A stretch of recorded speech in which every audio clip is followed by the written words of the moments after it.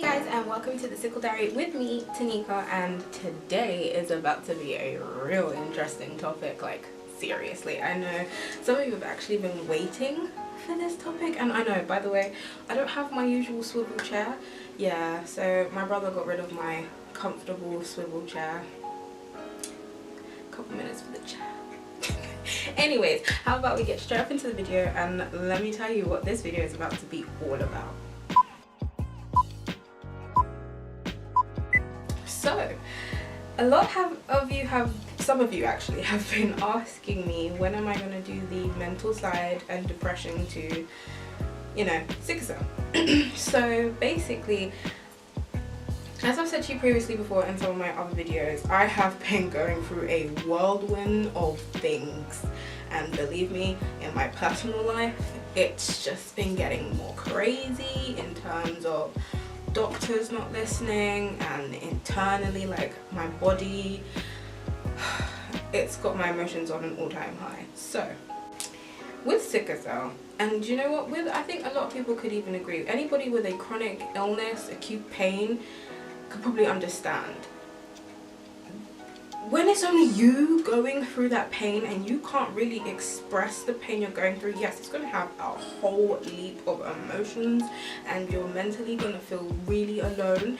And by the way, I just want to also put this out there before I actually get really into it. This is my experience with my depression and how I deal mentally with my illness. Every sickler or every person with a chronic illness is different. So I don't want anyone to think that this is for everybody. No, this is how I deal with it, how I suffer with it. Excuse me. So for me, I get depressed before and majorly after a crisis. Now, before a crisis starts, my mind kind of prepares itself like, okay, this could be like 2-3 weeks you're going to be out of action. You're going to be watching everybody else have fun and live their lives, and you're going to be stuck in bed, and your mom is going to have to be the one to carry you to the bathroom and the toilet. Like, I'm about to tell you, it's about to get real, guys. I've already got my tissue ready, like, you think I'm playing. I have been so emotional lately. Oh, it's been crazy. As I was saying, I have to prepare myself. It's like I kind of prepare myself for what's coming. And then during a crisis, and I'm stuck in bed pretty much 24/7, and I'm in and out of sleep. Like, I don't really sleep when I'm in a crisis. It's like 15 minutes here, 15 minutes there, maybe an hour.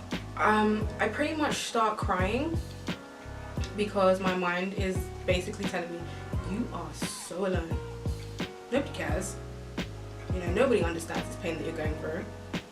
You know, oh, you have to fake smile it when they come around. Pretend that you're not in pain, just so they don't feel uncomfortable. And that is what my mind is telling me, and I have to try very hard. Sometimes it is really difficult to tell myself that is not true. I have people around me. My mom practically breaks her back to look after me. You know, she takes on everything, food, shopping, like them kind of things that I would help her with, she does by herself. And, you know, along with that, she has to carry me and help me, and, you know, so I have people there. I have a whole family. I have some friends who are there for me, who help me, but, you know, at the same time, I feel like a gigantic burden. I do. I feel like, oh my god, they're gonna start to resent me. And you know what, I can't even say that's not true, because in my life it has got to that point sometimes where you can see it in people's faces that they are starting to resent you for something that you cannot control, and that used to cut at my core to the point that I would lie about being in a crisis. No, I'm fine, I've just got an ache. It's just an ache. No, I'm okay, it's okay. Or I'd be like, oh, I banged it here and it's just hurting a little bit. It only gets to that point where I can't hide that anymore, that I will then have to say, okay, look, I'm sick. Just because I don't want to be a burden, just because I don't want to make you resent me for something I cannot control. I cannot control when this is going to strike. I cannot control where I'm going to be when it happens. And when I feel like that, and then to make me see you and I know you feel like that makes me feel worse. So that's when I start to distance myself. I start to stay in one place constantly, alone, in the dark, 10 times out of 10 not doing anything but laying there. And sometimes I say to myself that you're doing this to yourself, but I can't help it because that's what my mind is telling me. Stay away from people. You only bring them down. You only make them depressed because you're depressed. And it sucks. It sucks when your mind is telling you something and you know that it's not true, but because of how you're feeling, you think it's best. You know? I don't want to always complain. I am in pain. I don't want to always tell my friends. This hurts. Because honestly, the only person that can fix that situation is me, and that's taking my painkillers. You know, it's nice to tell someone that, look, I'm just not feeling this. But all the time, like, that's what gets me depressed. That's, for me, I just don't want to feel like I'm holding anyone back, and I'm probably not, but that is just how I'm feeling. You know, I feel like I have to apologize for the pain I'm in sometimes with some people, in some situations. You know, I feel like, you know what, I can do this myself. I'm going to show you I can walk from my bed to my bathroom. I can show you I can walk from my bedroom to my kitchen. Knowing full well I can't, but I'm about to show you. Even if it takes me a whole hour, which would usually take me like 3 steps. Okay, 3 steps, I'm drunk. Or am I a giant? No, maybe like 10 steps. You know, but I'm gonna show you I can do it because I don't want anyone to make me feel like I'm a burden. Or, you know, it's just like, oh God, you can't get up again. You know what I mean? Like, that's how I feel. And as I said before, this is how I'm feeling. Everybody is different, you know? Deep down when you're in pain, all you want to do is scream. You want to hit something. You want to make something hurt as bad as you hurt. Like, I can't explain the pain I'm in. Half the time, the best explanation I can give is someone has pushed me off a building and all I'm doing on the way down is hitting bits of concrete and building. And I don't ever reach the ground. That is the best way I can describe how a crisis feels to me. I just feel like I'm getting blow by blow and I have nowhere to outlet how I'm feeling.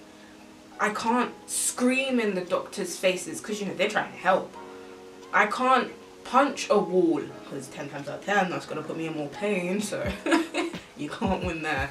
And as most people say, you can't fight a wall and win. It's just never going to happen. So yeah, you get to that point, you get to breaking point where it's just like, I am in so much pain now and I've got so much people around me but they can't feel what I'm feeling. They don't feel this searing pain inside my body. And you know, I look at normal people, and I'm gonna say normal people because I try to be normal, and honey, I am not normal. You know what? I'm freaking special. And that's how sometimes I can get through depression. When I think about it that way. There's always a positive to a negative. And sometimes, for me, the negative wins. And I've got like 100 times more positive around me than I do negative. I bring that on myself and I can put my hands up to that. You know? It brings you down. And any pain, like, you feel a bit worthless because you can't do what you usually do and somebody has to help you do it. You know, you can't sleep. The insomnia is ridiculous. It's so annoying because then all you do is you overthink. And overthinking leads to more problems. Because you're going to believe what the overthinking is telling you. Honey, never believe what the overthinking is telling you. You know, and everything that comes with depression and sickle cell, it goes hand in hand. The more depressed you get, the more sick you get. You can't win. So the best thing to do is, even while you're sick, have them same people around, because if they love you and they know you, they are never gonna feel any way about your illness. And it's taken me a while to get there, but I still feel like deep down, you know, I can do this, don't worry, I'm fine. As I was saying before, the camera rudely cut me off. You know, don't worry, I'm fine, I can do this, you know. And you just don't want people to think that you can't do something. And sometimes it is okay to say, I need a hand. It's okay. It's not always gonna be doom and gloom. Because as I said before, the ones that love you are gonna be the ones that are there to accept you and help you and hold your hand through all this madness. You know, I'll be honest, with everything going on with my mental issue right now, sorry, yeah, drinking water, eyes have gone yellow. And we all know what that means, sickle cell. Stop malfunctioning. Anyways.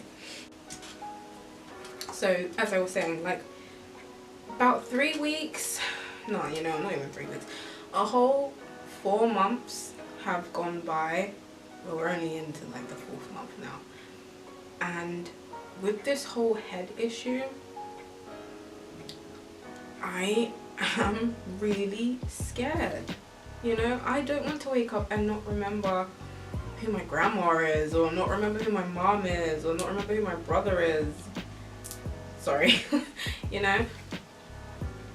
And even though my mom and my grandma and everyone, most of my family members, even my friend Meeks, they've all said there is no way I'm gonna forget about them. But I am worried.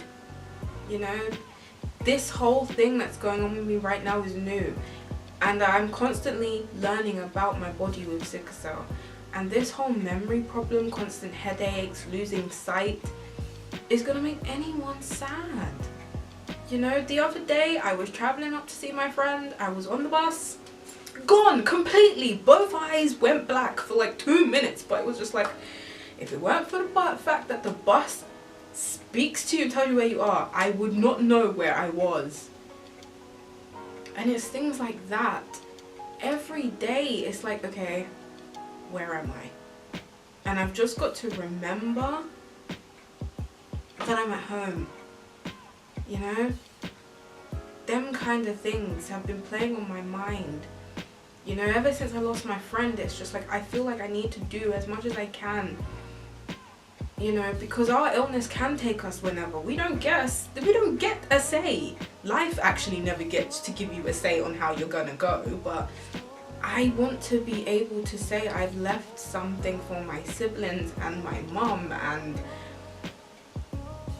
just, yeah, those are the things that play on your mind when you have sickle cell. When is your last day? Is this crisis gonna be the last? That kind of thing. But I will say this, I am not about to end this on doom and gloom. Honey, I went and saw a play on Friday, the 5th of April. When I tell you, it had me in all emotions. Like, I was so proud of all of them, especially the lead. She was amazing. She played the part of a sickle warrior so well. And you know what, there's some times where you feel, because especially in the UK, me growing up with sickle cell, there was not a big community for sicklers, like for our mums and for us. So if we had that at my age when I was growing up, I feel like I would definitely have a lot more friends, because they would understand my situation and I would understand theirs. Trying to fit into a situation where everybody is living life normally to you compared to you, when you're 3 months in school and 3 months out of school, you know, it's hard to keep a connection with people. So I will say this, it was nice to watch that play and realize all the things I thought about myself, other sicklers feel about themselves. Not all the time, but most. And I'm not alone. I'm not. And this is what this channel is for. I need to build up an awareness, and I need to get together in a network that is mainly sicklers, because If anybody understands the pain I'm going through, it's them. And if they can stand up and talk about it, so can I.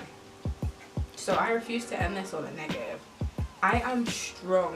I am a warrior, and I will continue to fight my fight, whether it's by myself or with a group of people. Yeah, okay, I get depressed. I suffer from depression. Honey, my childhood ain't the best. That's a different story.